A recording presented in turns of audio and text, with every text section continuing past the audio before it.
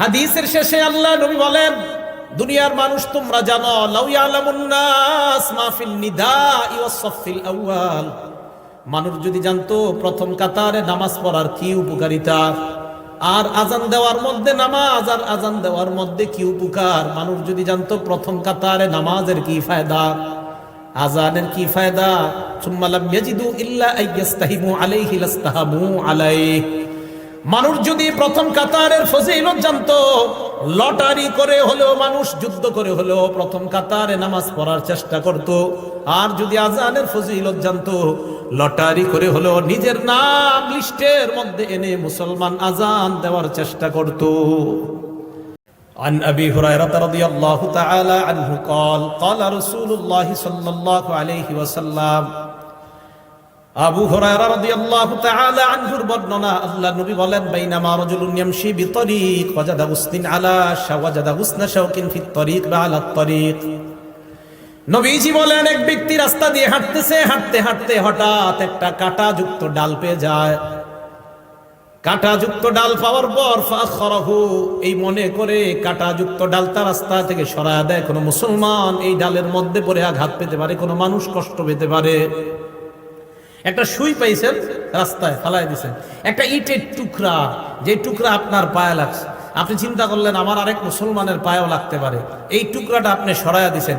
একটা কলার সিলকা, এটাতে আপনি পিছলা খেয়েছেন, আপনি চিন্তা করলেন আমার আরেক মুসলমান ভাইও এই সমস্যায় পড়তে পারে, আপনি সরাইয়া দিলেন। আল্লাহ নবী বলেন, ফাশাকারাল্লাহ, আল্লাহ আপনার এই আমলটা এত কবুল করে নেয়, আল্লাহ আপনার প্রতি সন্তুষ্ট হয়ে যায়। শুধু তাই নয়, আল্লাহ নবী বলেন তার আগের জিন্দেগীর সব গুনাহগুলো মাফ করে দেয়। সুম্মা ক্বালা আশ-শুহাদাউ খামসা, এরপর আল্লাহ নবী এই হাদিসের মধ্যে বলেন 5 শ্রেণীর শহীদের আলোচনা করলেন।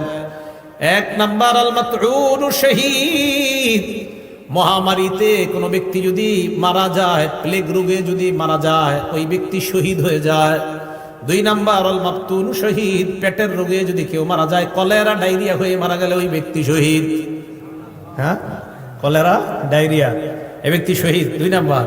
3 নাম্বার আল গরীক শহীদ, কোন ব্যক্তি যদি পানিতে ডুবে মারা যায়, ওই ব্যক্তি শহীদ হয়ে যায়। 4 নাম্বার সাহিবুল হাদামি শহীদ, কোন ব্যক্তি গাছের নিচে দাঁড়ায় আছে, ডাব পরে তাল পরে মারা যায়, ছাদের নিচে দাঁড়ায় আছে, ছাদ পরে মারা যায়।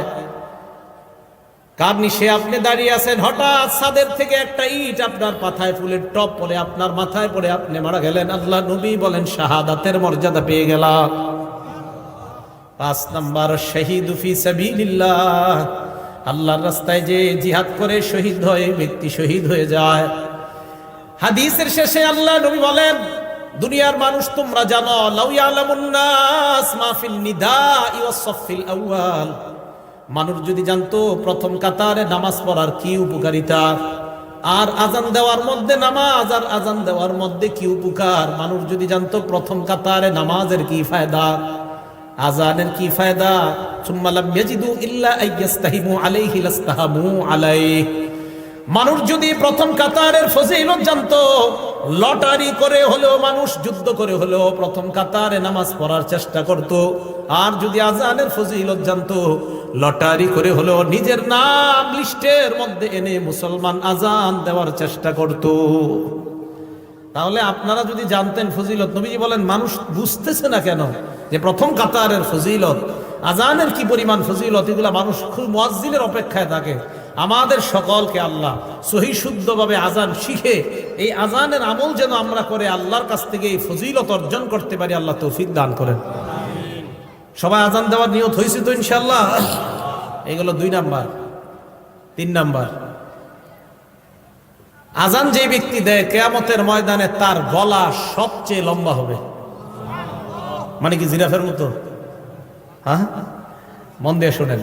মুসলিম শরীফের 387 নাম্বার হাদিস, 387, আমাদের মাদ্রাসা সিলেবাস অনুযায়ী 387, মোট হাদিস সংখ্যা হবে 3033টা। এই হাদিসের বর্ণনাকারী তলহা ইবনে ইয়াহইয়া। এই তলহা ইবনে ইয়াহইয়া ওনার চাচা থেকে বলেন, ওনার চাচা বলেন, কুনতু ইনদা মুআবিয়া ইবনে আবি সুফিয়ান রাদিয়াল্লাহু তাআলা আনহুমা, তালহা ইবনে ইয়াহইয়া বলেন আমার চাচা ইমাম মুআবিয়া আমিরে মুআবিয়ার কাছে ছিলেন। ফাজাআহুল মুয়াজ্জিন, মুয়াজ্জিন আসছে ইয়াদউহু ইলাস সালাহ। মুয়াজ্জিন আইসা কয় আমিরে মুআবিয়াকে বললেন নামাজের সময় হয়েছে, মসজিদে চলেন। আমিরে মুআবিয়া বললেন মুয়াজ্জিন দাঁড়াও, সামি'তু রাসূলুল্লাহি সাল্লাল্লাহু আলাইহি ওয়াসাল্লাম ইয়াকুল, আমি আল্লাহর নবীকে বলতে শুনেছি আল মুয়াজ্জিনুনা আতওয়ালুন নাসি আ'নাকান ইয়াউমাল কিয়ামাহ, কিয়ামতের ময়দানে মুয়াজ্জিনের গলাটা কোটি কোটি মানুষের মাঝে লম্বা হয়ে যাবে। লম্বা দ্বারা কি উদ্দেশ্য মনে রাখবেন দুইটা। এক নাম্বার, আকসারুন নাসি মুতাশাউফান বা তাশাউফান ইলা রাহমাতিল্লাহ, কিয়ামতের ময়দানে মুয়াজ্জিন অন্যান্য কোটি কোটি মানুষের চাইতে আল্লাহর রহমতের অধিক প্রত্যাশী হবেন। এক, মুয়াজ্জিন আশায় থাকবে যে আমি মুয়াজ্জিন ছিলাম দুনিয়াতে, কিয়ামতের মাঠে আমি রহমতের বেশি প্রত্যাশী। নবী বলেন এই লম্বা গলা দ্বারা এটা উদ্দেশ্য। দুই নাম্বারটা বুঝেন কি? দুই নাম্বার, এক নাম্বারটা আরেকটু বুঝেন।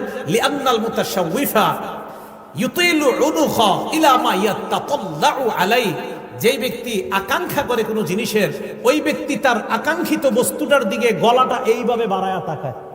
যেই ব্যক্তি কোনো জিনিসের আকাঙ্ক্ষা করে, আগে তো রেজাল্ট বের হইতো বোর্ডে, এখন তো মোবাইলে বের হয়ে যায়। আগে যখন পরীক্ষার রেজাল্ট দিত আমরা হাসি উল্লাস করতে করতে স্কুলে যাইতাম আমাদের রেজাল্ট দেখার জন্য। তো যাওয়ার পরে মনে করেন কারো 1, 2, 3-এর মধ্যে আসছে যারা, ওই তিনজন কি করে আপনার সবার মাঝে এইভাবে গলাটা সামনে বাড়ায়া দিতে চায় তার রেজাল্টটা দেখার জন্য। বোঝা গেল কোনো ব্যক্তি কোনো জিনিসের আকাঙ্ক্ষা আর আকাঙ্ক্ষিত বস্তুটা যদি দামি হয়, বাজারে মাছ আসছে আপনার রুই মাছ ভালো ভালো, আপনারা 10-20 জন সামনে দাঁড়ায় আছেন, বড় রুই মাছটার দিকে পিছন থেকে সবাই খালি গলা এইভাবে বাড়ায় বাড়ায় দেখতে চায়।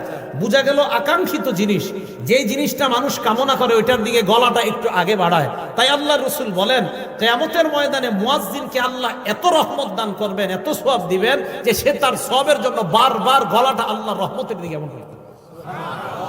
মুয়াজ্জিন কি মনে থাকবে সবার? এটা হলো লম্বা গলা।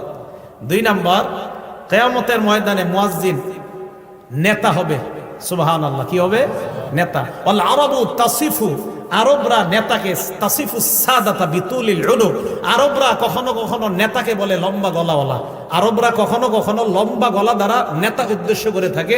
আল্লাহ রাসূল এই হাদিসের মাধ্যমে দ্বিতীয় অর্থ বুঝায়, ও মুসলমান, কিয়ামতের ময়দানে মুয়াজ্জিন তো নেতৃত্বের আসন গ্রহণ করবে।